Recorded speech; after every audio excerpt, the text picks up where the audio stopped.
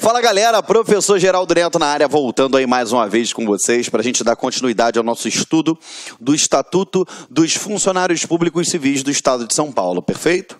Olha só, na aula passada paramos no capítulo 3 das acumulações remuneradas, então presta atenção e vem para cá comigo, olha.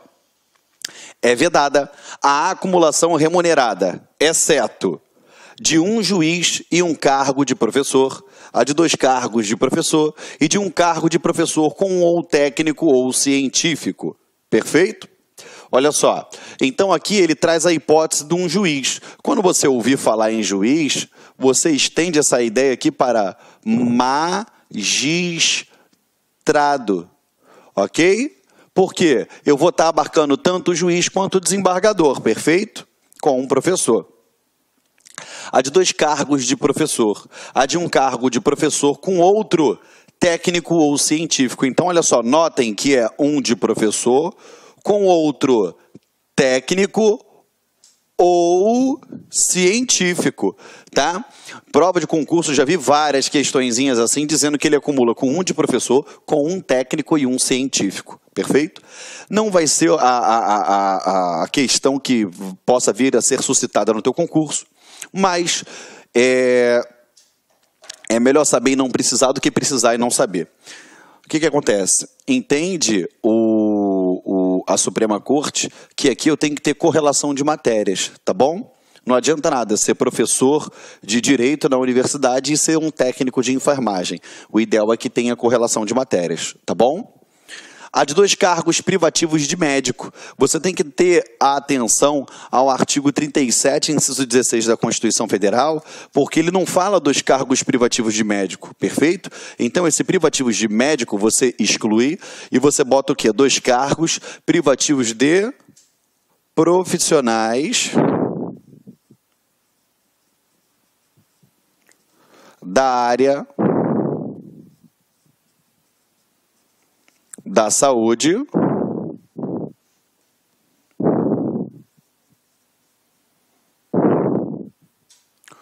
com profissões regulamentadas. Tá bom?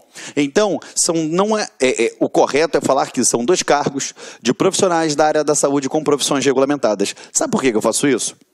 Porque senão eu excluo aquela pessoa que acumula 2 cargos de enfermeiro, 2 cargos de fisioterapeuta. Então, para a gente acertar no concurso, a gente fala o quê? 2 cargos de profissionais da área da saúde com profissões regulamentadas. Ok? Então, vamos lá. Ficou tranquilo isso? Show de bola? Não tem mais dúvida, perfeito? Então, vamos lá. O titio apaga e a gente continua, tá bom?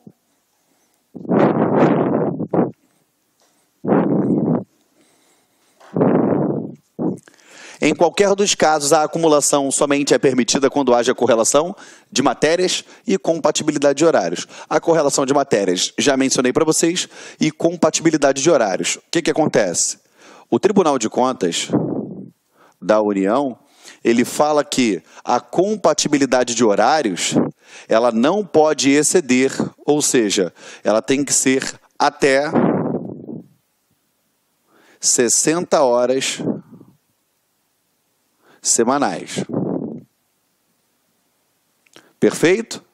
Porém, o STF, ele diz que vai ser analisado o quê? Caso a caso. Correto? Então, dependendo de onde vier a vertente da sua pergunta, eu acredito que no teu concurso ele só vai te perguntar o quê? Correlação de matérias e compatibilidade de horários. Ponto. Se ele quiser fazer uma pergunta muito complexa, ele pode perguntar o que seria na visão do Tribunal de Contas ou do Supremo. Perfeito? Estamos juntos? É analisado caso a caso, nos moldes da Suprema Corte, mas o Tribunal de Contas entende que não pode ultrapassar as 60 horas semanais. Perfeito? Vamos lá. Parágrafo 2º. A proibição de acumular se estende a cargos, funções ou empregos em autarquias, empresas públicas e sociedade de economia mista. Então, não são tão somente aqueles cargos, empregos ou funções contidos na administração pública direta. Na indireta também, nas autarquias, sociedade de economia mista, empresas públicas e fundações. É o que ele diz aqui, ok? A proibição de acumular proventos não se aplica aos aposentados, quanto ao exercício de mandato eletivo, cargo em comissão ou ao contrato para prestação de serviços técnicos ou especializados. Lembrando a vocês, aqui ele está falando do provento. Vamos lá. O cara que está na ativa, ele recebe o quê? Remuneração ou vencimento, igual a gente já aprendeu aqui. Perfeito? O cara que está aposentado, ele recebe o quê? Proventos de aposentadoria. Perfeito? Então aqui ele está falando na hipótese de acumulação de provento. Eu não aplico o quê? Quando se tratar de exercício de mandato eletivo, ou seja, ele é um policial civil do estado de São Paulo aposentado, mas exerce um cargo de deputado. Posso acumular os dois? Posso. Ele é, por exemplo, um servidor público do TJ do estado de São Paulo, mas ele já está aposentado, mas ele foi ocupar um cargo em comissão. Ou então, ele é um servidor público do Detran, perfeito, aposentado, e foi o quê? Foi contratado para a prestação de um determinado serviço técnico ou especializado. Ele pode acumular esses casos? Pode, perfeito? Não está proibido nesses casos, tá bom? Reza a regra administrativa que eu só posso acumular 2 aposentadorias, ou seja, 2 proventos, se, quando na atividade, eles puderem ser acumulados. Então, eu posso ter um provento de magistrado com um provento de professor? Posso. Eu posso ter um provento de enfermeiro e o outro de enfermeiro? Posso. Eu posso ter 2 proventos de professores? Posso, porque na ativa eles se acumulam. Agora eu não posso ter um provento de, sei lá, policial civil com um provento de servidor do TJ, porque na ativa eles não se acumulam, ok? Vamos embora.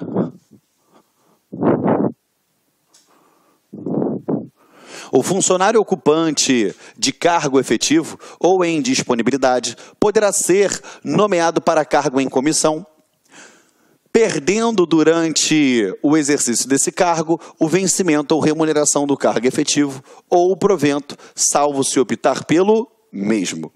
Não se compreende na proibição de acumular, desde que tenha correspondência com a função principal, a percepção das vantagens enumeradas lá no artigo 124. Se tiver mesma correlação, ele continua mantendo as vantagens.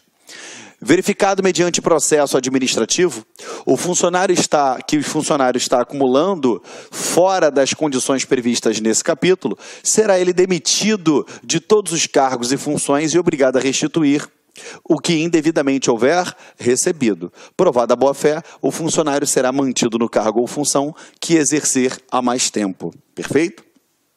Então, como funciona? Se ele tiver a má-fé, vai ser demitido dos 2. Correto? Se ele tiver boa-fé, ele vai ser mantido em um dos cargos, ou seja, no que ele tiver há mais tempo, e automaticamente vai ser retirado do outro cargo, tá bom? Em caso contrário, o funcionário demitido ficará ainda inabilitado pelo prazo de 5 anos para exercício da função cargo público, inclusive em entidades que exerçam função delegada do poder público ou são por esses mantidas ou administradas. Quando ele fala exerçam função delegada, ele menciona aquelas que estão integrantes na Lei 8987, que é a Lei de Serviços Públicos. São os permissionários, são os concessionários de serviço público, tá? Artigo 175.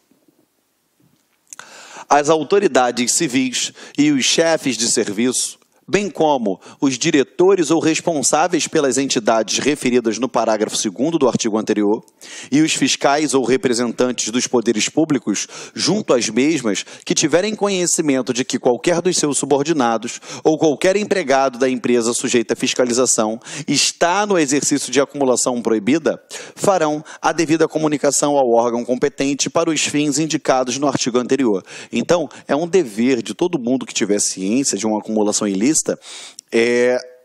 avisar, né, dar ciência à autoridade responsável pela apuração daquela infração. Perfeito? Lembrando que aqui eu estou falando na acumulação de cargos, empregos ou funções públicas, tá?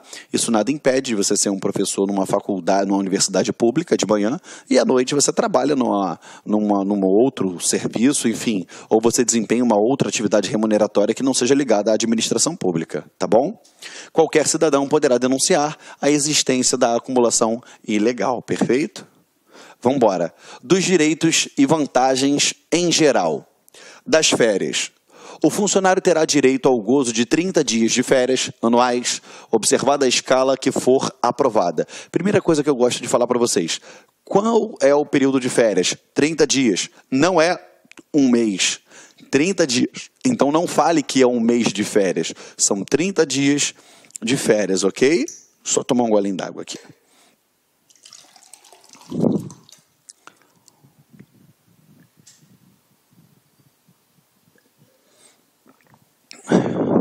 Perfeito? Foi? Vamos lá. É proibido levar a conta de férias qualquer falta ao trabalho, ou seja, ele teve 3 faltas durante o período aquisitivo e eu vou descontar essas 3 faltas nas férias. Isso pode acontecer? Negativo. É proibida a acumulação de férias, salvo por absoluta necessidade de serviço, pelo máximo de 2 anos consecutivos. Então, olha só, eu posso acumular férias? Não, a regra é que é vedado, mas se for por imperiosa necessidade, absoluta necessidade de serviço, eu acumulo até o máximo período de 2, ok?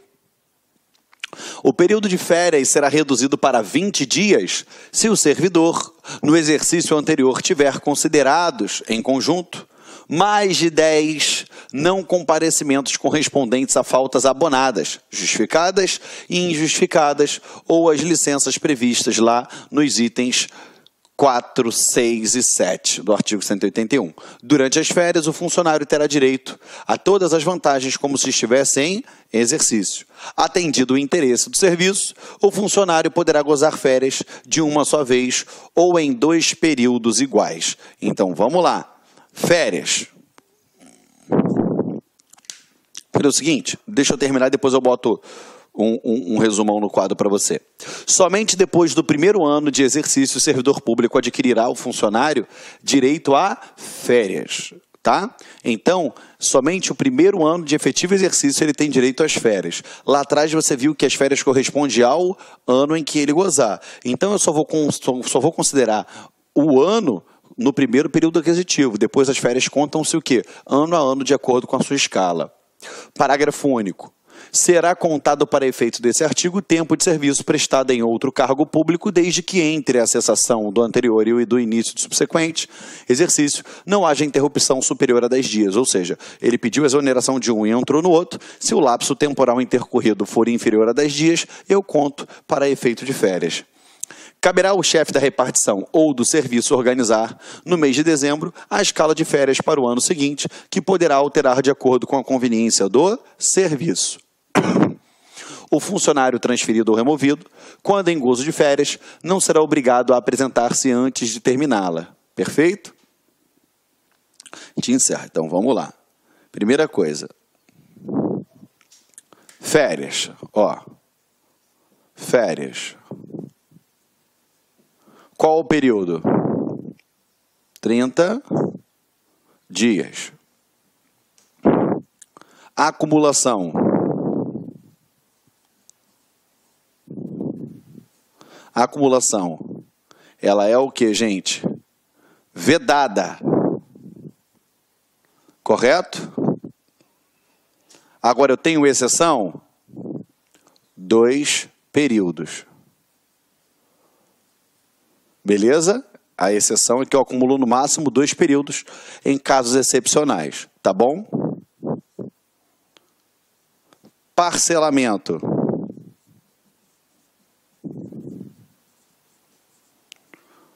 Dois períodos, ou seja, 15 mais 15. Beleza? Foi? Agora, como funciona? O servidor, ele vai fazer jus às férias quando ele completar Um ano. E você já sabe que um ano equivale a 365 dias. Então, vamos lá. E quando o prazo é em dia, eu conto em dia, conto em mês, eu conto em mês, mas vamos lá, vamos lá. Suponhamos que no dia 12 de junho, perfeito? Do ano de 2016, o servidor público ele entrou em exercício. Show de bola. Quando é que ele vai completar um ano? Quando ele chegar aqui, ó, vamos botar aqui, ó, vamos fazer conta redonda aqui para você não se atrapalhar. 12 de junho de 2017. Ele vai fazer jus aqui, ele completou aqui, aquele período de um ano. Perfeito? Esse período de um ano, que é o período aquisitivo, para ele ter direito às suas férias. Aqui ele passou a ter direito a férias. E ele vai gozar essas férias quando? Suponhamos que ele goze em agosto. Gozou essas férias aqui, ó, em agosto. Férias essas que valem o quê? 30 dias, tu já sabe, tá? Aí eu falo para você, galera, quando é que ele pode gozar de novo férias? Aí você vai achar que aplica-se a mesma regra da CLT. Ah, Geraldo, ele pode gozar só depois de agosto do ano que vem. Negativo. Eu só conto um ano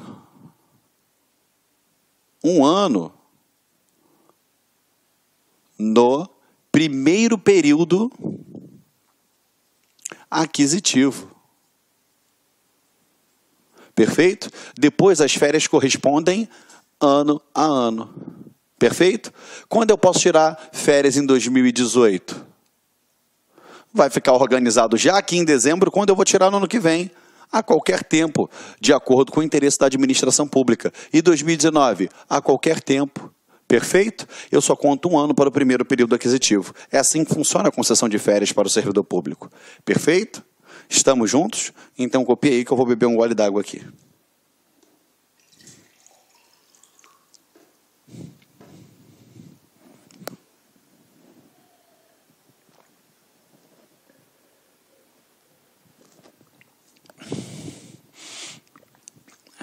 Copiaram? Vamos lá. Férias, 30 dias. A acumulação é vedada, mas por imperiosa necessidade, absoluta necessidade de serviço, 2 períodos no máximo, né? 2 anos. Parcelamento em 2 períodos, 15 mais 15, tá? Então, a gente não pode esquecer disso, tá bom? Lembrando a você, tem coisa que tem como a gente colocar aqui no quadro, fazer um fluxograma, um desenhozinho, para poder melhor elucidar para vocês. Tem coisas que a literalidade de lei não tem como a gente fazer grandes esforços, a não ser a gente ficar atento à literalidade de lei, tá? Vamos lá. Artigo 181, agora a gente começa das licenças, que é o capítulo 2, seção 1, disposição geral. O funcionário efetivo poderá ser licenciado. Vamos lá. O funcionário efetivo poderá ser licenciado para tratamento de saúde, quando acidentado no exercício de suas atribuições ou acometido por doença profissional. Lembre-se que esses 2 casos aqui, ó, serão considerados como de efetivo exercício, que a gente já viu lá atrás, esse tipo de afastamento. No caso previsto lá no artigo 198, por motivo de doença em pessoa da família, para cumprir obrigações concernentes ao serviço militar, para tratar de interesses particulares, no caso previsto do artigo 205, compulsoriamente, como medida profilática, como prêmio de assiduidade. Parágrafo 1º. Ao funcionário ocupante exclusivamente de cargo em comissão serão concedidas as licenças previstas nesse artigo, salvo as referidas nos incisos 4, 6 e 7. Então, bora. Olha só, 4, 6 e 7. 7, no caso, lá do 205, só para servidor efetivo, não aplica carga em comissão. 6, para tratar de interesses particulares. Isso eu não aplico para quem ocupa cargo em comissão. Perfeito? 4, por motivo de doença em pessoa da família, eu não aplico essa daqui ao cargo em comissão. Perfeito? Vamos lá. As licenças previstas nos incisos 1 a 3 serão concedidas ao funcionário de que trata... Foi? Vamos lá. O parágrafo 1º deste artigo mediante regras estabelecidas pelo regime geral de previdência social. Artigo 181, olha lá, beleza, com as alterações, 82. As licenças dependentes de inspeção médica serão concedidas pelo prazo indicados pelos órgãos oficiais competentes. Deixa eu explicar uma coisa para você. Geralmente, quando você vai se apresentar a uma inspeção médica para ter uma determinada licença, você vai com um laudozinho do seu médico, né, às vezes, muitas vezes, né, particular, que você foi no seu plano de saúde, e você leva ele até lá. Só que às vezes o teu médico fala assim, ó, ele vai ficar 60 dias em casa. O órgão médico oficial do estado olha e fala assim, não, vai ficar só 10, vai ficar só 5. Ou então pode ser o contrário. Teu médico falou que ia ficar 10 e o órgão oficial diz que tu vai ficar 50 dias em casa. Perfeito? Ele não está vinculado àquilo ali, tá? Vamos lá.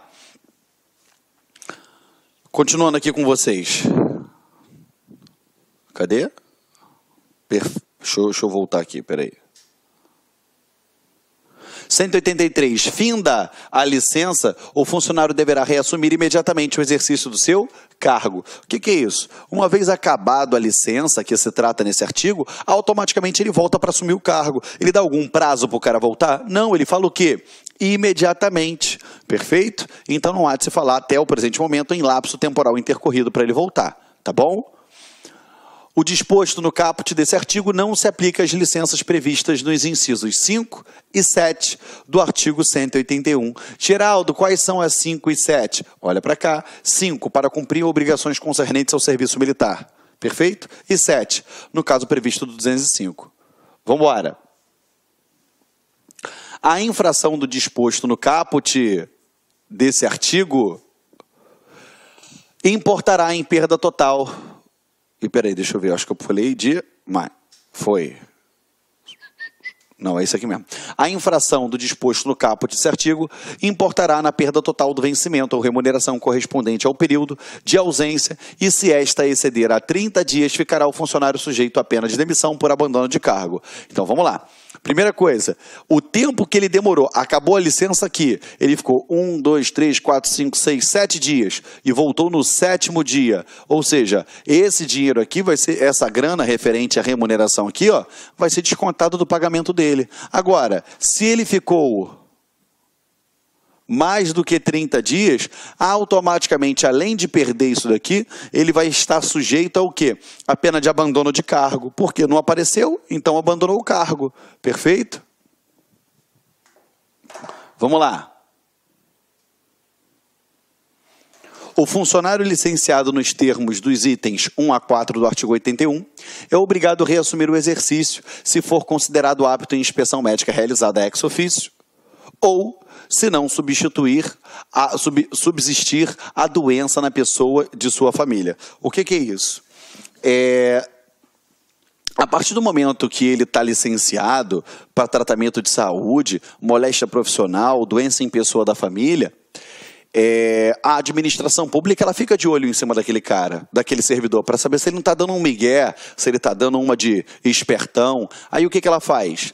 Ela pega, a qualquer momento, ela pode ordenar que ele se submeta a uma inspeção médica. E se na inspeção médica ficar constatado que ele tem total condição de reassumir o exercício do cargo, o que vai acontecer? Ela determina de imediato a reassunção do exercício. Perfeito? É o que acontece aqui, é o que está dizendo no artigo 184. O funcionário poderá desistir da licença desde que em inspeção médica fique comprovada a cessação dos motivos determinantes da licença. Então ele também pode desistir? Pode. Porque a gente acha que todo funcionário ele é esperto e vai querer ficar em casa sem trabalhar. Mas tem cara que gosta de trabalhar, ele gosta de estar ali na administração pública, que na verdade ele não queria nem ter se licenciado. E aí o que ele faz? Ele vai lá e desiste da licença. Mas para que ele desista dessa licença, ele tem que estar apto a voltar ao serviço. Perfeito? Foi? Cuidado que na tua prova ele pode colocar que o funcionário poderá desistir da licença, ainda que em inspeção médica não configure sua aptidão para o retorno. Aí tu fala assim, óbvio, ele pode abrir mão, por quê? Ele vai trabalhar porque ele quer. Negativo, só se ele estiver apto ao retorno. Então fica na atividade, presta atenção nisso que eu falei para você aqui agora. Tá? As licenças previstas nos incisos 1, 2 e 4 do artigo 181 não serão concedidas em prorrogação, cabendo ao funcionário ou à autoridade competente ingressar, quando for o caso, com um novo pedido. Ou seja, por que ele fala aqui cabendo ao funcionário ou à autoridade competente? Você tem que entender que, por exemplo, uma licença para tratamento de saúde, a gente sempre acha que quem pede é o servidor público, mas eu já vi diversos casos em que a administração pública, ela determina que aquele servidor se submeta a uma inspeção médica e ela determina o afastamento dele para poder ele se tratar. E ele não quer largar, ele não quer parar de trabalhar na administração pública. Ela determina isso. Entendeu, galera? Tem casos desse jeito. Aí você pensa, mentira. É verdade, tá bom? Aqui, ó.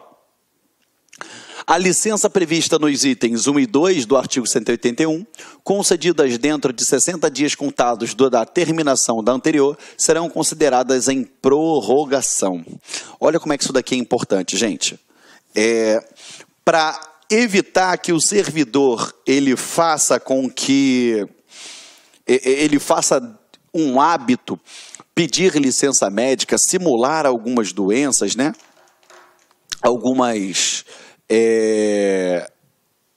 Alguns problemas, às vezes mentais, o que a administração pública faz? Se foi concedida uma licença para ele, terminou essa licença, aí ele voltou a trabalhar, já está lá 40 dias, 50 dias. Se ele pedir outra licença, semelhante à anterior, ou seja, dentro de 60 dias contados do término da anterior, ela vai ser considerada como prorrogação daquela outra licença. Entendeu o que eu estou falando para você? E isso vai influenciar diretamente uma série de fatores que a gente vai ver mais à frente. Então, a licença concedida dentro de 60 dias do término da anterior é concedida como sua prorrogação. Geraldo, não entendi. Não tem problema. Ó, licença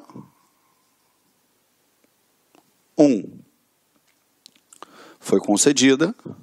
O cara ficou, sei lá, 30 dias em casa.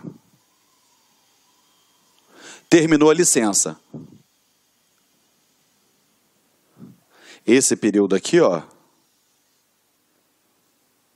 voltou a trabalhar. Nesse período que ele voltou a trabalhar, suponhamos que ele tenha ficado 55 dias trabalhando. E foi concedida uma nova licença. Licença essa agora concedendo mais essa licença 2, concedendo mais 30 dias. Note que ele não teve 30 e depois mais 30 dias, que no total ele não ficou 60 dias licenciado. De acordo com o conteúdo do texto do artigo que a gente acabou de ver agora, ele diz que aquela licença concedida dentro de 60 dias do término da anterior, e essa daqui está dentro de 60 dias, tá, que eu botei 55 dias, é considerado como sua prorrogação. Então, nesse caso, ele vai ter ficado aqui, ó, não 30 mais 30, mas sim 30 mais 55 mais 30.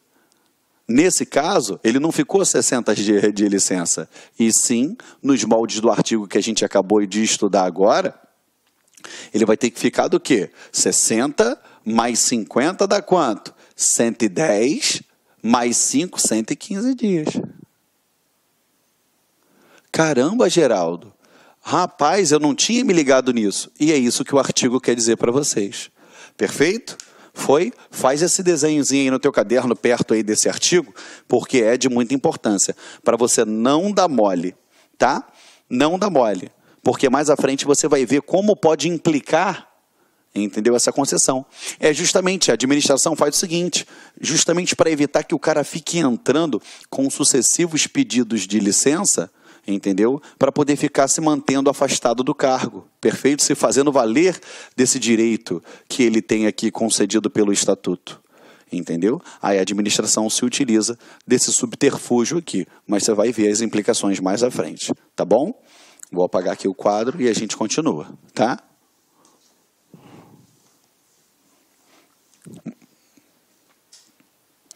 Olha só.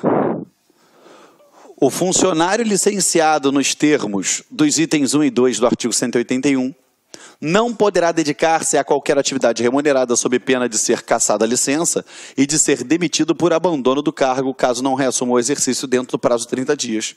O que ele quer dizer com isso? Vamos lá. Se você pediu licença, correto? Nos itens 1 e 2, olha só, itens 1 e 2, volta lá atrás, ó, itens 1 e 2. Para tratamento de saúde ou quando acidentada no exercício de suas atribuições. Perfeito? Olha só, nos itens 1 e 2, se você está licenciado, significa que você não tem condições de trabalhar, concorda comigo? Perfeito? E aí o que acontece? O cara continua se dedicando à atividade remuneratória aqui fora. Entendeu? Por exemplo, ele é servidor do TJ, mas está dando aula em faculdade aqui fora. Ele é policial civil, mas está fazendo uma segurança privada aqui fora. Está vendo que ele está se dedicando a uma outra qualquer atividade remunerada? O que acontece? Isso implica diretamente na concessão daquela licença, que vai fazer com que ela seja cassada. E preste atenção no linguajar. Cassação é penalidade. Perfeito? É uma perda daquele ato, é o desfazimento do ato de maneira punitiva. Então, o que vai acontecer? Aquela licença vai ser cassada. E se ele não voltar, ou seja, ultrapassado o lapso temporal de 30 dias, eu considero como abandono, ele ainda vai ser demitido. Então, tem que ficar atento com isso daí, tá bom? Não pode desenvolver